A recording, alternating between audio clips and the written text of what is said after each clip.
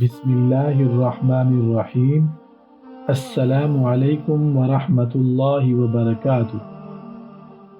ایک نیک بزرگ آدمی گاؤں میں رہتے تھے، لیکن جمعہ کی نماز کی ادائیگی کے لیے وہ شہر میں بڑی مسجد میں جایا کرتے تھے۔ جمعہ کی نماز کے بعد وہ اپنے اہل و عیال کے لیے کھانے پینے کی اشیاء بھی لایا کرتے تھے۔ اس جمعہ کو وہ اپنے گھر والوں کے لیے خربوزے لائے۔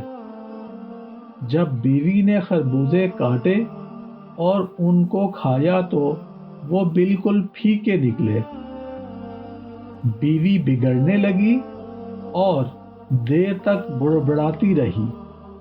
آخر کار اس بوڑھے بزرگ نے اپنی بیوی سے پوچھا کہ تم کس پر غصہ کر رہی ہو، مجھ پر یا دکاندار پر یا اس کاشتکار پر جس کے کھیت میں یہ خربوزہ کاشت ہوا، یا اس خدا سے ناراض ہو جس نے اس خربوزے کو پیدا کیا؟ اگر میرے بس میں ہوتا تو میں پھیکا خربوزہ ہرگز نہ لاتا۔ اگر دکاندار کو اس کے پھیکا ہونے کا علم ہوتا تو وہ منڈی سے اسے نہ خریدتا اور نہ ہی مجھے فروخت کرتا۔ اگر کسان کو اختیار ہوتا تو کبھی بھی پھیکا خربوزہ اپنے کھیت میں اگانے پر تیار نہ ہوتا۔ اب صرف اللہ پاک باقی رہ گیا ہے جو صاحب اختیار اور قدرت والا ہے۔ کیا تم اللہ پاک پر غصہ ہونا چاہتی ہو جس نے یہ خربوزہ پیدا کیا؟ وہ بولی، ہرگز نہیں، میرا اللہ پاک ہے، خالق ہے، قادر ہے، رحیم اور رحمان ہے۔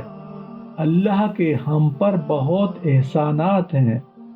نیک بزرگ فرماتے ہیں کہ وہ پھیکے خربوزے والا دن اور آج کا دن میری بیوی کبھی کسی چیز میں عیب نہیں نکالتی۔ وہ ہر حال میں خوش رہتی ہے اور ہر چیز کھانے پر اللہ کا شکر ادا کرتی ہے۔ مجھے تو یوں لگا جیسے پھیکے خربوزے نے میری بیوی کی زبان کو تالا لگا دیا ہے۔ میرے دوستوں، بزرگوں، بہنوں، بھائیوں، اللہ پاک کے ہم پر بہت احسانات ہیں۔ جو کچھ ہم کھا رہے ہیں، پی رہے ہیں، پہن رہے ہیں اور جیسی زندگی ہم جی رہے ہیں، ہم اس قابل ہی نہیں۔ ہم اللہ کے مجرم ہیں، گناہگار ہیں۔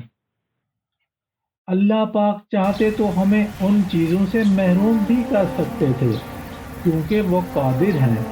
اللہ پاک نے جو کچھ ہمیں دیا اور جن چیزوں سے ہمیں نوازا، ہمیں ہر حال میں اللہ کا شکر ادا کرنا چاہیے۔